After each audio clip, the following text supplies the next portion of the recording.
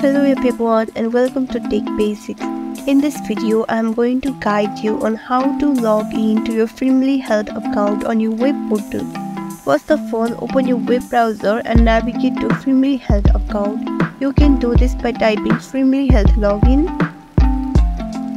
After that, click on My Frimley Health record login page. Now you will be directed to sign in page of My Frimley Health account. Enter your My Frimley Health record username and your password, then click on sign in.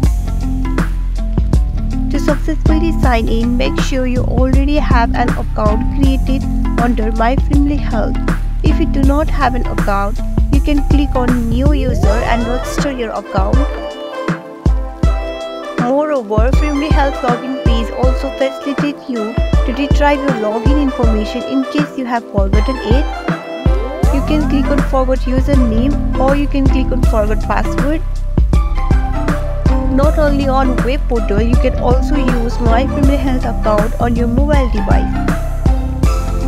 If you are an Android user, get it on Google Play, and if you are an iOS user, download your app on App Store. And that's it. Follow these simple steps and successfully log in to My Frimley Health.